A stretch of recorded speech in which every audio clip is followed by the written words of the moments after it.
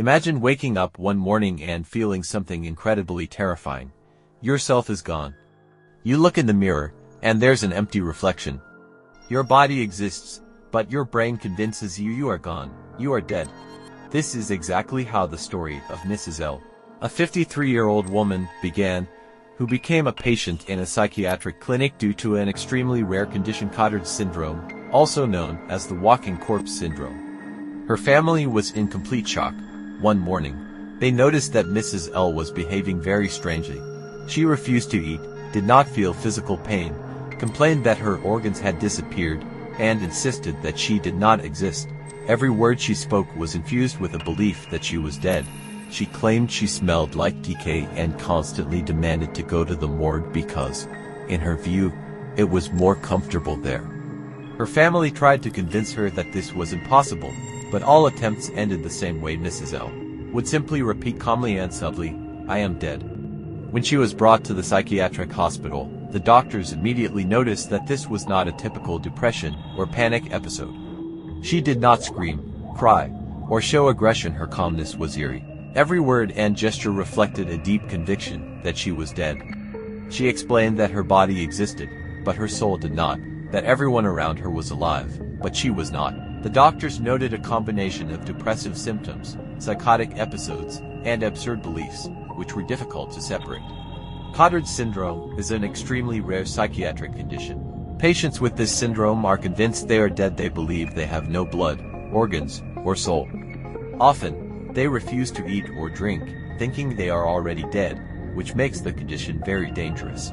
Medical journals describe cases where people with Cotard syndrome would starve themselves to critical conditions because they believed they were no longer alive, and death was inevitable.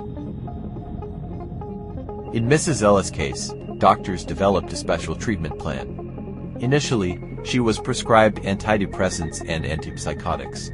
Then, the medical team gradually worked to restore her connection to reality. She did not believe the doctors and continued to repeat, "I am dead." Even simple actions such as touching her hand, checking her pulse, or feeding her caused confusion and fear. Doctors observed her for several weeks, recording every movement, reaction, and facial expression. Her family also learned how to interact properly, not arguing, not trying to convince her, but delicately maintaining contact. After a few weeks, thanks to combined treatment and the support of psychiatrists, Mrs. L gradually began to feel her body. She noted, "I can feel my heart, it's beating. I am breathing. Every small step a sip of water, a glance in the mirror, a light laugh was like a tiny victory over the syndrome." This case is striking not only because of the rarity of the syndrome but also because of how strongly the brain can create an alternate reality. Imagine being physically alive, but your mind convinces you that you are dead. Why is the psyche capable of disconnecting from the sense of life but not from the body? Scientists are still researching the mechanisms of this phenomenon, trying to understand why the brain can create such powerful illusions of death. Another crucial aspect is the psychological impact on family and surroundings. Mrs. L's family experienced severe stress. They saw a person who appeared alive seemingly dying before their eyes. This adds to the eeriness of the case, as Cotard syndrome is not only dangerous for the patient but also emotionally devastating for loved ones. Gradually, with treatment, support, and specialized psychotherapeutic exercises, Mrs. L began to realize that she was still alive. She learned to differentiate dead from alive inside herself, feeling her body, her breathing, and her pulse. Yet, the experience remained forever. Every word and gesture reflected how consciousness can separate from reality. This story serves as a warning. Sometimes the most dangerous enemy is your own mind. It can create a reality stronger than any evidence. Mrs. L returned to normal life, but the case inspired research, books, and articles on how the mind can manipulate reality and human perception. Cotard syndrome reveals the terrifying side of psychiatry, when consciousness and the body diverge, and the belief in one's own death becomes so real that it threatens life. And although scientists continue to study this syndrome, Mrs. L's story reminds us that the mind can create realities we believe in more strongly than any proof. Besides Mrs. L, medical literature describes several other chilling cases of Cotard syndrome. which demonstrate just how convincingly the brain can switch off the sense of being alive. One such case involved a middle-aged man who was convinced that he had no heart. He complained that he couldn't feel his pulse and constantly checked it on his neck and wrists. The man refused to eat or drink because he believed his body was already dead and his internal organs had vanished. His family tried to make him eat, but any attempt to reason with him resulted in panic and withdrawal. Doctors had to use a combination of medication and constant supervision to save his life. After several weeks of persistent care, they gradually helped him reconnect with reality, though he remained deeply shaken by how strongly his mind had created an alternate reality.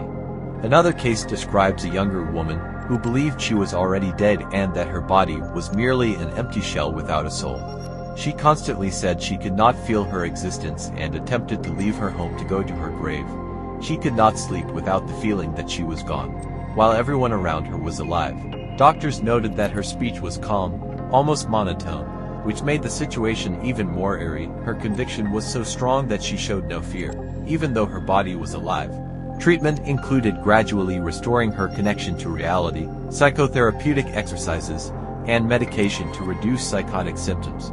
There is also a report from the 1920s describing a middle-aged man with chronic depression who suddenly declared that he had died several years earlier, and that all attempts to save him were futile illusions.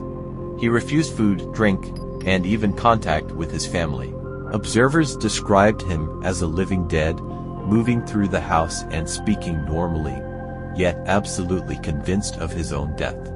Doctors noted that this condition was extremely persistent, requiring months of combined therapy and medications. These cases share a common trait of Cotard syndrome. The brain can create an alternative reality so convincingly that physically alive people believe they are dead. What makes it truly chilling is that they do not always show fear or panic, because their psyche accepts this new reality as absolute truth. For doctors, it is an enormous challenge, not only to save the patient's life but also to convince their mind that life continues. What makes Cotard syndrome even more unsettling is how it blurs the line between perception and reality. Patients often describe feeling weightless, as if their body is hollow, or claim that they can see their organs decaying from the inside. Some insist that time itself has stopped for them, that the world continues, but they are frozen outside it. Doctors report cases where patients have attempted to leave their homes to join the dead, or even refused life-saving treatments, believing that nothing can harm them, because, in their minds, they are already gone. These behaviors illustrate the terrifying power of the mind to rewrite reality, overriding instincts that normally protect life. Beyond the immediate danger, Cotard syndrome provides a chilling insight into human consciousness. It raises questions. How do we know that what we perceive is real? How much of our sense of being alive is constructed by the brain, rather than inherently true? For families and observers, witnessing this detachment from life is deeply haunting, a reminder that our consciousness, the very core of our identity, can be manipulated by the mind itself. Even with treatment, recovery is gradual. Patients may slowly regain awareness of their body and surroundings, yet many report lingering moments where they feel dead again, a haunting echo of the syndrome. This lingering uncertainty makes Cotard syndrome not just a psychiatric condition, but a window into the fragility of reality itself.